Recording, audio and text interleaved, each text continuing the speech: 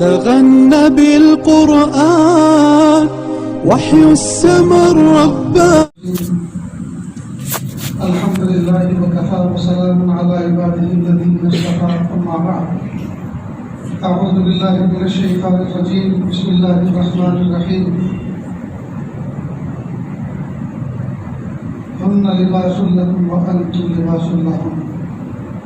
سبحان ربك رب العزة عما يصفون وسلام على المرسلين والحمد لله رب العالمين. اللهم صل على سيدنا محمد وعلى آل سيدنا محمد وبارك وسلم. اللهم صل على سيدنا محمد وعلى آل سيدنا محمد وبارك وسلم. اللهم صل على سيدنا محمد وعلى آل سيدنا محمد وبارك وسلم. اللہ کا شکر احسان ہے کہ ہم اللہ تعالیٰ کے اس گھر میں مغرب کی نماز کا فریضہ ادا کر کے کچھ دین کی باتیں سننے کے لیے بیٹھے ہیں.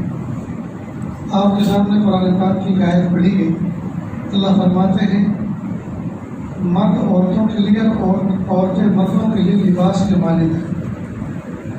جس طرح لباس انسان کے جسم کے زیادہ قریب ہوتا ہے، اسی طرح میاں بیوی کو چاہیے کہ وہ آپس میں قریب رہیں. اور جس طرح لباس پہننے کے بعد جسم کے عیب چھپ جاتے ہیں، جسم کے اوپر تھوڑا پھنسی ہو یا کوئی زخم ہو، لباس پہننے کے بعد اس کا داغ دھبا چھپ جاتا ہے. میاں بیوی کو چاہیے کہ ایک دوسرے کے داغ دھبوں کو چھپائیں. جس طرح لباس جسم کے سب سے زیادہ قریب ہوتا ہے، لباس اور جسم کے درمیان کوئی اور چیز آدمی آنے نہیں دیتا، چاہے وہ تل کا ہو، چاہے وہ کنکر ہو، چاہے وہ کوئی کیڑا ہو، آدمی اس کو دفع دور کرتا ہے. انسان کو بھی چاہیے، میاں بیوی کو بھی چاہیے کہ ان کے تعلقات میں اگر کوئی انٹرفیئر کرے تو اس کو دفع دور کرے. نیز لباس جب میلا ہو جاتا ہے تو اس کو پھینکا نہیں کرتے بلکہ دھو لیا کرتے ہیں. میاں بیوی کے تعلقات اگر خراب ہو جائیں تو طلاق نہیں دیا کرتے، مار پٹائی نہیں کیا کرتے، بلکہ معافی تلافی کر کے اپنے دل کو پاک اور صاف کر دیا کرتے. اللہ رب العزت نے میاں بیوی کے تعلق کو انتہائی عظیم تعلق بنایا ہے، اور نکاح کے ذریعے سے جب یہ تعلق اور یہ گٹھ بندھن طے پاتا ہے کہ یہ اتنا عظیم اور اتنا پیارا ہوتا ہے کہ دنیا اس تعلق پر رشک کرتی ہے. دیکھو کوئی لڑکا یا لڑکی بغیر نکاح کے اگر اپنا منہ کالا کر لیں تو وہ خود بھی ایک دوسرے کی نظر میں ذلیل ہو جاتے ہیں، ایک دوسرے کے سامنے ان کی نظر اٹھانے کو نہیں پڑتی، اور معاشرے میں اگر پتہ چل رہا ہے تو پھر تو پوچھو ہی مت کتنے ذلیل و خوار ہوتے ہیں. دونوں خاندانوں کی عزت پامال ہو جاتی ہے. لیکن نکاح کرنے کے بعد میاں بیوی کے جب تعلقات قائم ہوتے ہیں تو لڑکا اور لڑکی ایک دوسرے کی نظر میں شاباشی کے قابل ہوتے ہیں، ایک دوسرے کی نظر میں باعزت اور باوقار کہلاتے ہیں. نیز نکاح کرنے والا اپنا منہ چھپاتے پھرتا ہے، زنا کرنے والا اپنا منہ چھپاتے پھرتا ہے، جبکہ نکاح کرنے والا لوگوں کی مبارکباد وصول کرتا پھرتا ہے. زنا کرنے والا وہ دل کے اندر بے چین ہوتا ہے، دماغ کے اعتبار سے پریشان ہوتا ہے، جبکہ نکاح کرنے والا اپنے دلی اعتبار سے خوشی کا اظہار بھی کرتا ہے اور خوش بھی ہوتا ہے، دماغی اعتبار سے سکون پاتا ہے. نیز اگر نکاح یا میاں بیوی کا جائز سنبندھ تعلق اگر برا ہوتا تو انبیاء کرام کبھی نکاح نہ کرتے. انبیاء کرام نے نکاح کیا، معلوم ہوا یہ ایک عبادت ہے، یہ ایک عمل ہے جس کو ہمیں انجام دینا چاہیے. اس سے نئی نسل انسانی کی افزائش ہوتی ہے، اس کے ذریعے سے نسب محفوظ رہتے ہیں، اس کے ذریعے سے اللہ تعالیٰ کا کائنات کا جو نظام ہے وہ برقرار رہتا ہے. لہٰذا اسلام نے جنسی تعلق ناجائز کے اعتبار سے پرہیز کرنے کا حکم دیا. جائز تعلقات کو تیاگ دینا چھوڑنا یہ کوئی مجاہدہ، یہ کوئی عبادت نہیں.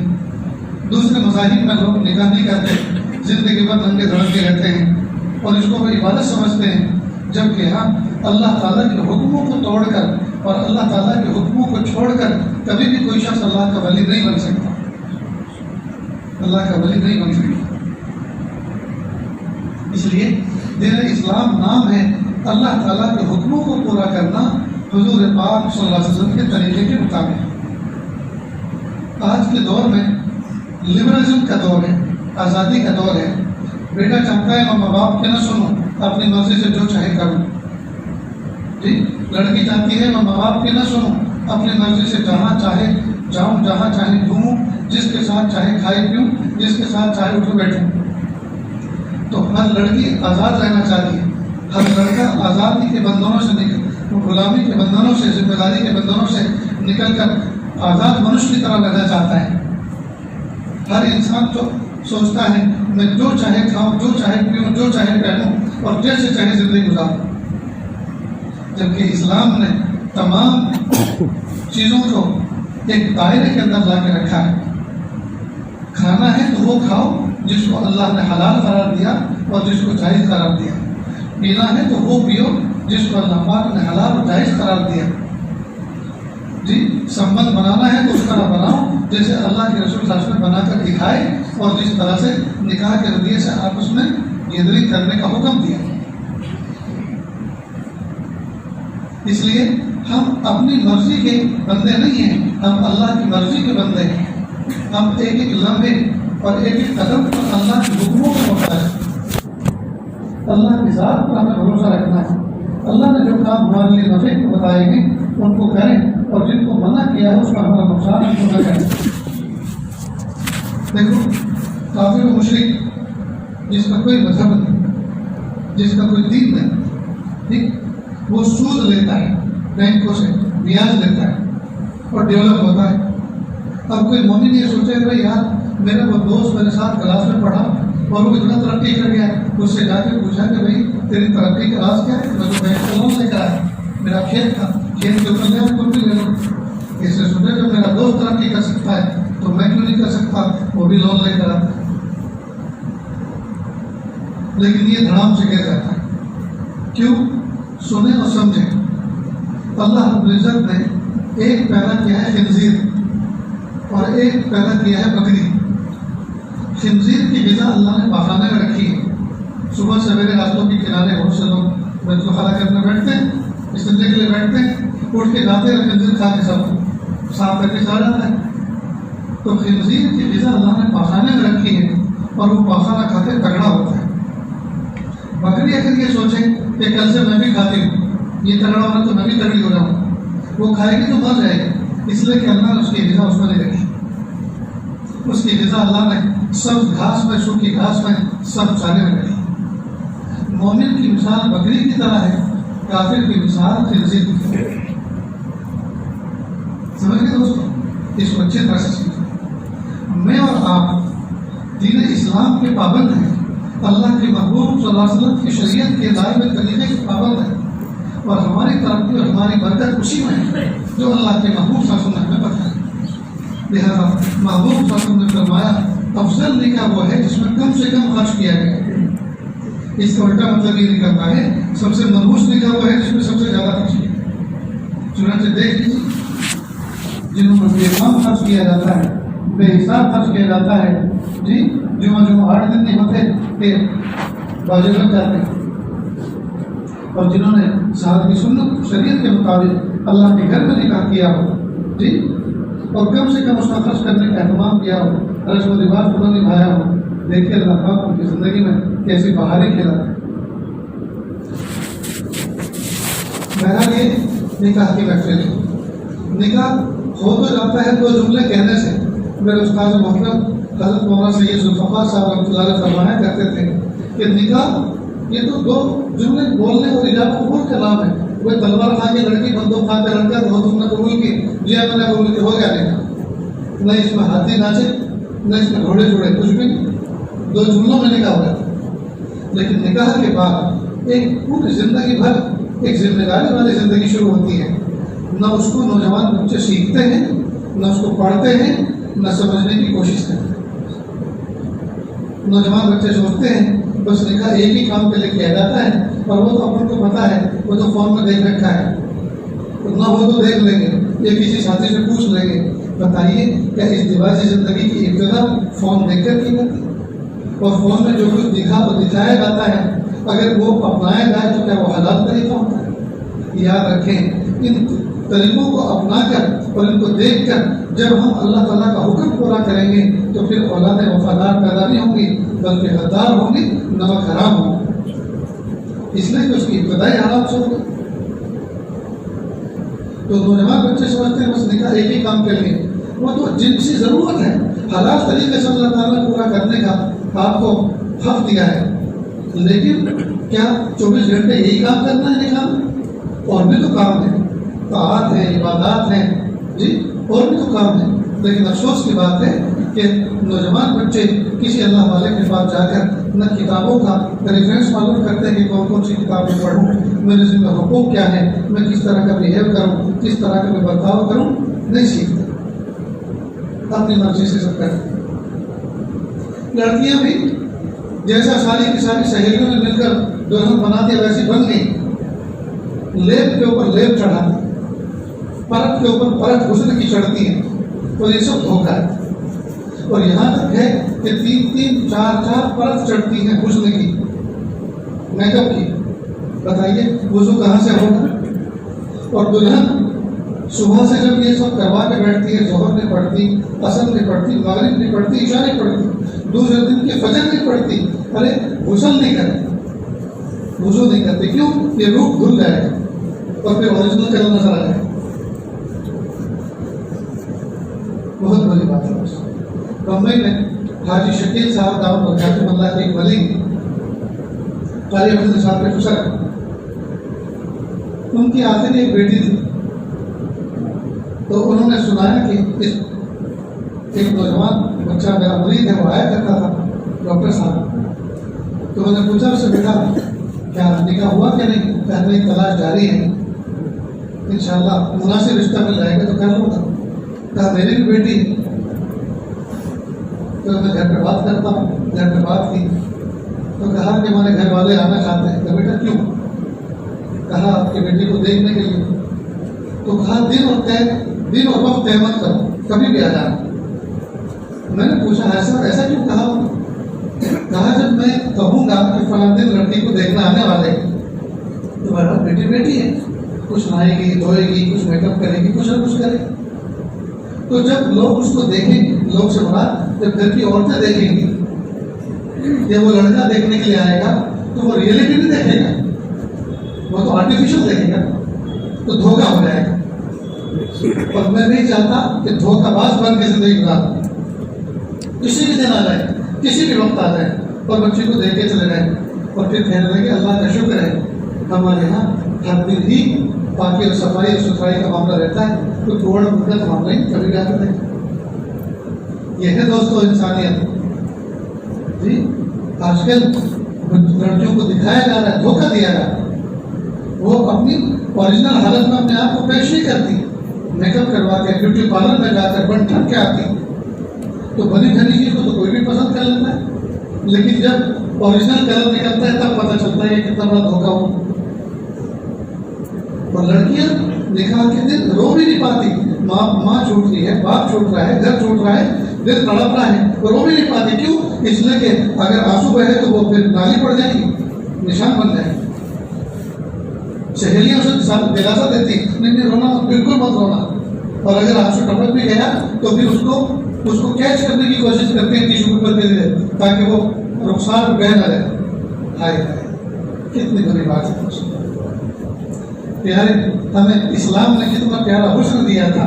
میں بچیوں کو کہا کرتا ہوں پیاری بچیوں، خوبصورت چہرہ میک اپ کرنے سے خوبصورت نہیں بنا کرتا، بلکہ قرآن پاک کو جب اس چہرے کے سامنے کھول کر تلاوت کی جاتی ہے، قرآن پاک کے انوارات جب ریفلیکٹ ہوتے ہیں تو چہرہ پر نور ہوا کرتا ہے۔ آنکھیں کاجل اور سرما ڈالنے سے خوبصورت نہیں ہوا کرتی، آنکھیں وہ خوبصورت ہوتی ہیں جس میں حیا کا سرما پڑا، قد وہ اونچا نہیں ہوا کرتا جو اونچی ایڑی والی اور اونچی ہل والی سینڈل پہننے سے ہوتا ہے، بلکہ قد اونچا وہ ہوا کرتا ہے جس کے اخلاق بلند۔ تو یہ حقیقت ہے، یہ ریئلٹی ہے، ریئلٹی کو اپنائیں، حقیقت کو اپنائیں۔ ان سب چیزوں کو چھوڑ کر ہم آرٹیفیشل حسن اپنا رہے ہیں، آرٹیفیشل اخلاق اپنا رہے ہیں، نہیں دوستو وہی بات ہے۔ نہیں، شوہر کا دل جیتا جاتا ہے خدمت کر کے، گھر والوں کا دل جیتا جاتا ہے اچھے اخلاق اور خدمت کے ذریعے سے۔ روٹی پکانی آتی سالن بنانا آتا نہیں، اس لیے کہ ساری جوانی موبائل میں گزاری۔ ماں برتن دھوتی تھی، ماں کھانا پکاتی تھی، اور اس شہزادی کو فرصت نہیں تھی کہ وہ کچن میں جا کے کام کرے۔ ہمارے ملنے والوں میں ایک لڑکے کا نکاح ایک لڑکی سے ہوا۔ لڑکی تعلیم کرتی تھی، محلے پڑوس میں جا کر رونا دھونا تھا، بیان کرتی تھی، وہ خود بھی روتی تھی، سب کو رلاتی تھی، تہجد گزارتی، سب کچھ۔ نکاح ہو گیا۔ چند دنوں کے بعد مجھے پتہ چلا کہ شوہر سے ناخوش ہے، اور کئی مرتبہ ایسا بھی ہوا کہ کھانا پکایا وہ ڈسٹبن میں ڈال کر آیا، باہر سے مانگا کھایا۔ تو تحقیق کی گئی کہ ایسے کیا بات ہے؟